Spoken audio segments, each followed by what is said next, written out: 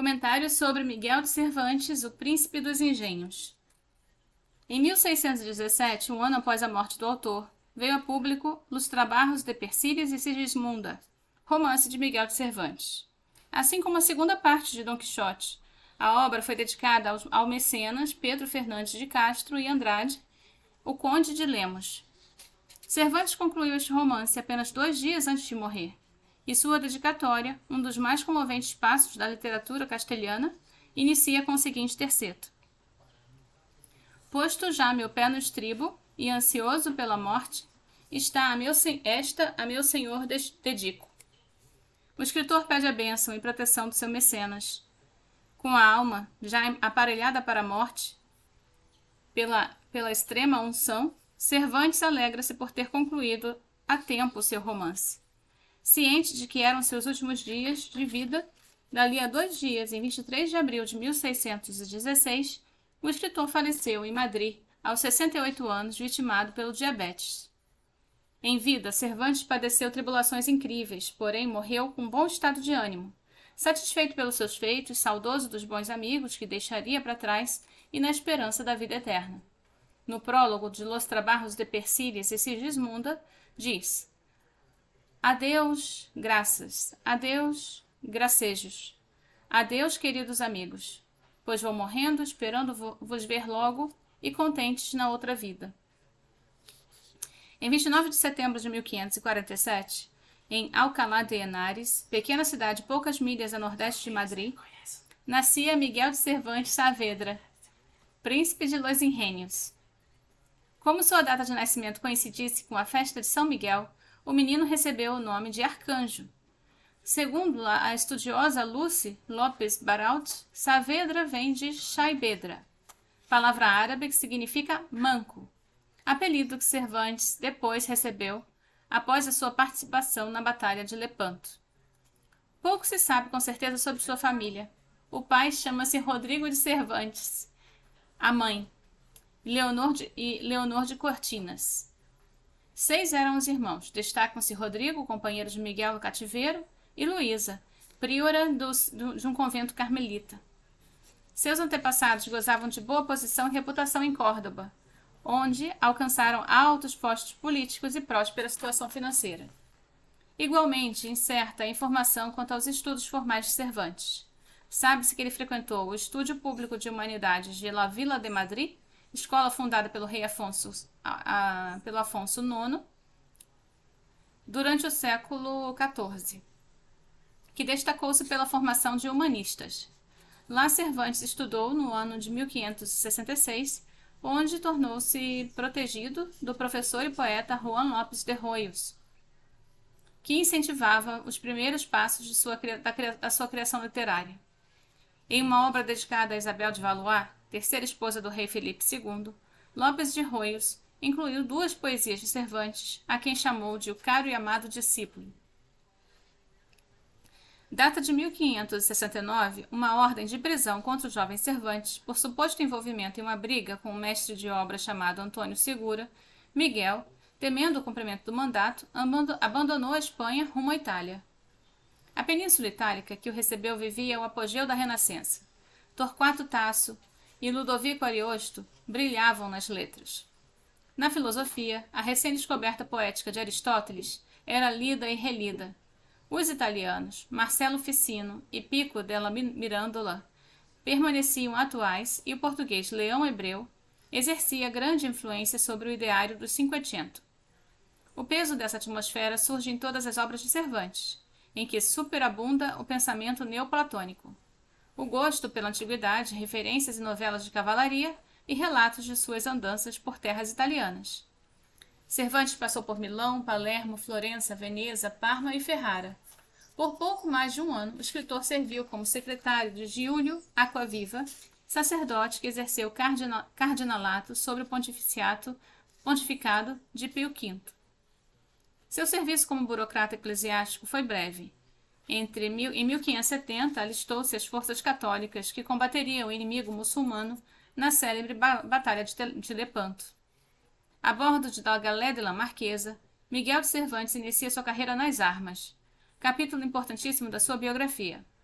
O dito de Quixote, em que o famoso discurso sobre as armas e as letras faz jus ao caráter de Cervantes. Os meus arreios são as armas, o meu descanso, o pelejar.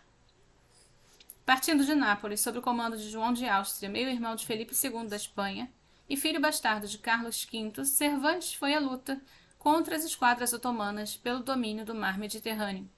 No dia 7 de outubro de 1571, as frotas entrechocaram-se em Lepanto, trecho da costa grega entre os golfos de Patras e Corintos. Tão cruel e sanguinolenta foi a batalha, diz o cronista, que mar e fogo pareciam ser um só. Mesmo acometido por febre e náusea desde o início da viagem, Cervantes não fugiu à luta e pelejou bravamente.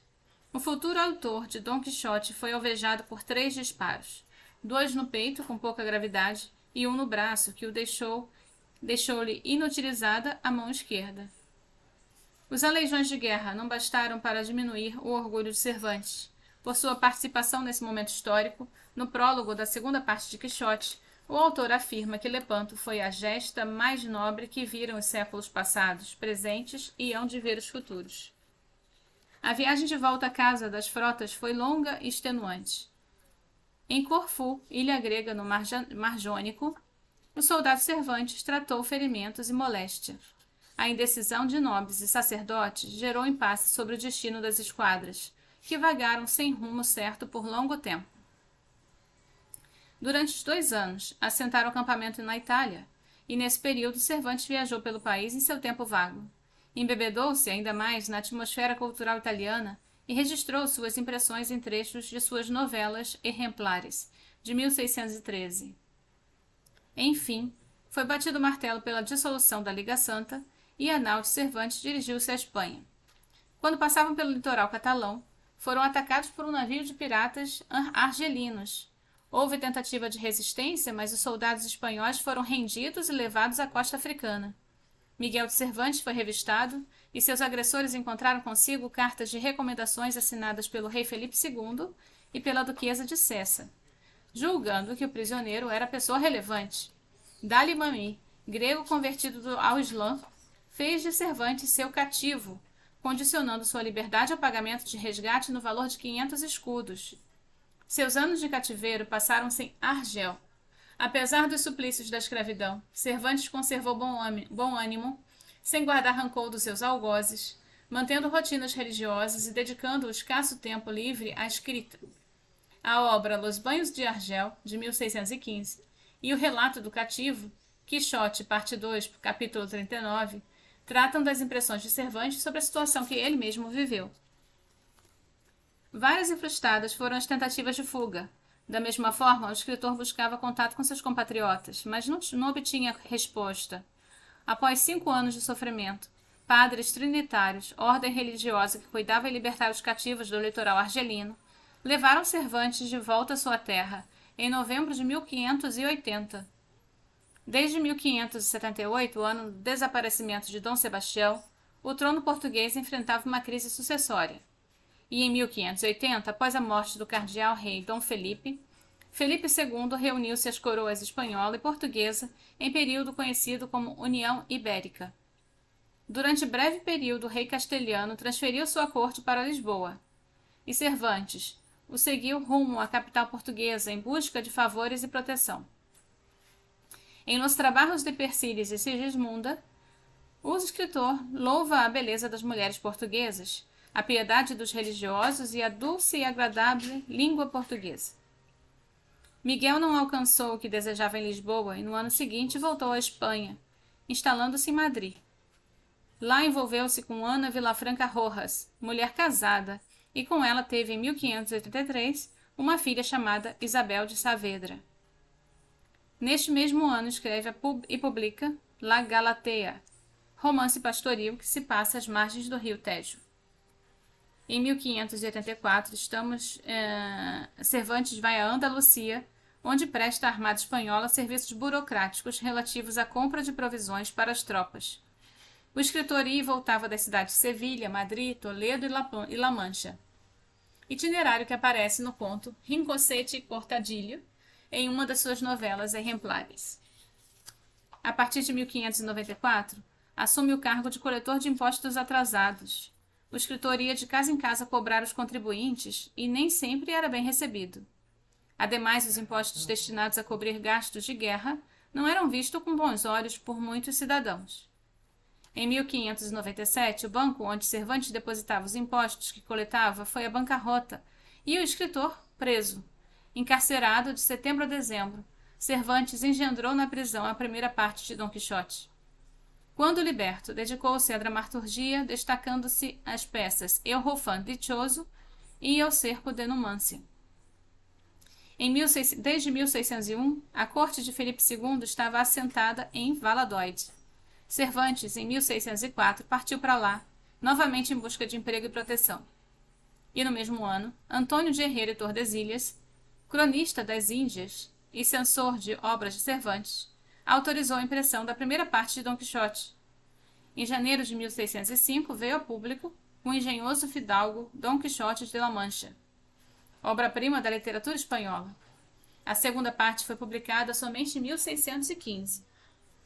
Entre as duas, Alonso Fernandes de Avellaneda, amigo de Lope de Vega, publicou uma versão apócrifa de Quixote e Cervantes, as novelas exemplares de 1613 e Viagem de Parnaso em 1614. Hoje passamos 4 séculos desde a sua primeira publicação. O engenhoso fidalgo Dom Quixote de La Mancha é o clássico mais vendido de todos os tempos, contando com mais de 400 milhões de exemplares comercializados. E quanto a números e traduções, somente a Bíblia o deixa para trás. Tal popularidade, aliada à densidade de conteúdo das mais de 800 páginas de romance e às críticas positivas de autores respeitados, deram a Quixote o privilégio de ostentar o epiteto de clássico dos clássicos. Influente entre os ingleses, a obra-prima de Cervantes inspirou o romancista Daniel Defoe, Jonathan Swift e Laurence Sterne. Fyodor Dostoiévski, gênio absoluto da literatura russa, confessou ter composto o protagonista de O Idiota, de 1869, com os olhos no cavaleiro da triste figura. No Brasil, Machado de Assis e José Lins do Rego declararam-se admiradores do Cavaleiro Andante, e em suas obras há abundantes alusões e menções a Quixote.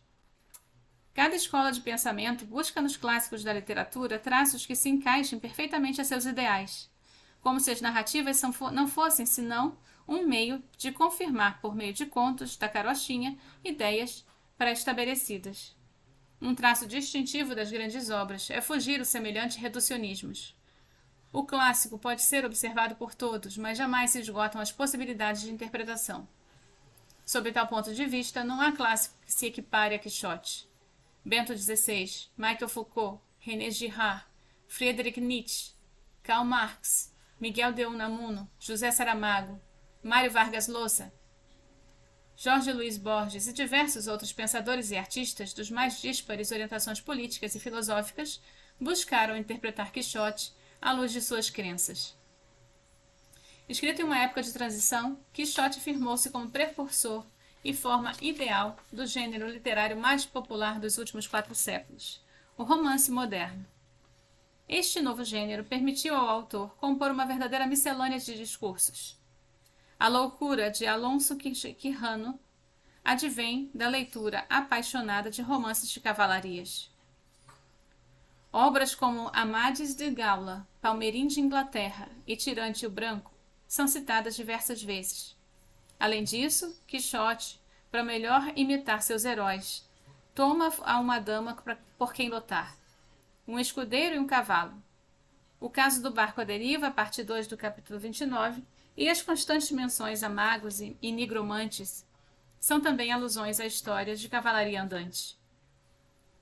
Os casos de Marcelo e Crisóstomo, do parte 1, capítulo 12, Cardenio, parte 1, capítulo 23, Anselmo e Ingênio, parte 1, capítulo 51, satirizam o bucalismo das novelas pastoris em voga às épocas graças ao interesse renascentista pelas eclogas virgilianas. Nas dezenas de descrições de nascer e pôr do sol pontuadas com acentos de ironia e nas menções à literatura greco-latina, Cervantes dialoga com a antiguidade. Nas canções, elegias e sonetos que permeiam o romance, O gênio castelhano mostra que sua pena também presta serviço ao lirismo. O discurso sobre armas e letras, parte 1, capítulo 39. Os conselhos ao governador Sancho, na parte 2, capítulo 42. A divagação sobre a arte da tradução, parte 2, capítulo 62. E tantos outros momentos de narrativa dão mostras da versatilidade da força expressiva de Cervantes, que também dominava a retórica. Misturando elementos épicos e líricos, eruditos e chulos, bucólicos e retóricos, medievais e renascentistas, Miguel de Cervantes compôs a obra literária que mais vivamente marcou a cultura ocidental, com personagens e enredo conhecidos mesmo por aqueles que jamais tiveram em mãos uma edição de Dom Quixote. Personagens: Dom Quixote. Alonso Quirrano é um senhor de meia idade, magro, de corpo e de rosto escavado. Alonso é dono de uma porção de terra que administra com a ajuda de um peão, de uma governanta e de sua sobrinha. Amante dos romances de cavalaria, enlouquece de tanto lê-los e decide partir em direção a aventuras iguais às dos heróis livrescos. Deixa de ser Alonso para se tornar Dom Quixote. Cavaleiro andante à moda medieval, inventa uma mulher por quem lutará e dá a ela o nome de Dulcinea. Toma seu vizinho, Sancho, por escudeiro e dá a seu velho cavalo o apelido de Rocinante. Dessa forma, parte pela Espanha e cata de aventuras, porém, não distingue as fantasias da realidade, e seus atos têm por consequência castigos físicos e morais para todos os que os rodeiam. Sancho Panza é um simples camponês, é casado com Teresa, pai de Sanchicha, e dono de um borrico chamado Russo. Quixote ofereceu a Sancho o governo de uma ilha como paga pelo tempo de serviço como escudeiro. Sancho aceitou a proposta como um misto de ganância e curiosidade. O escudeiro inicialmente vê a realidade de modo nítido e tenta contrariar as loucuras do seu amo, mas aos poucos é envolvido pela insensatez do cavaleiro. Quixote destaca-se por seus modos nobres e falas ao mesmo formalmente sóbrias. Sancho, por sua vez, é iletrado, fala palavrões e faz um uso exagerado de ditos populares. Além disso, não domina regras de etiqueta e é inconveniente e comilão. As características distintivas do escudeiro são a fidelidade e o bom humor. A Dulcinea. As façanhas dos cavaleiros errantes são tradicionalmente oferecidas a donzelas. E como Dom Quixote não possuía pretendente, namorada ou esposa, fez de Aldonça Lorenzo, simples camponesa, sua musa inspiradora. Aldonça fora uma antiga paixão de Quixote, mas jamais soube do interesse do fidalgo nem conheceu os feitos do cavaleiro cometeu em seu nome. Quixote deu à camponesa o nome de Dulcinea del Toboso, que lhe parecia digno de uma dama bela e nobre. Durante a trama, Quixote desafia todos aqueles que não reconhecem Dulcinea como a mais bela das mulheres, apesar de ser constantemente mencionada como Dulcinea, que jamais aparece em cena. Quando volta a casa, após ser derrotado pelo Cavaleiro da Lua Branca, Quixote abandona os ideais da cavalaria, mas em momento algum se desmente quanto a Dulcinea. Mesmo ausente em pessoa, Dulcinea tem presença forte e dominante na narrativa, surgindo como um ideal inatingível que move o espírito de Quixote. Sansão Carrasco é o filho de Bartolomeu Carrasco, um homem da vizinhança de Sancho e Quixote, estudante recém-formado em Salamanca.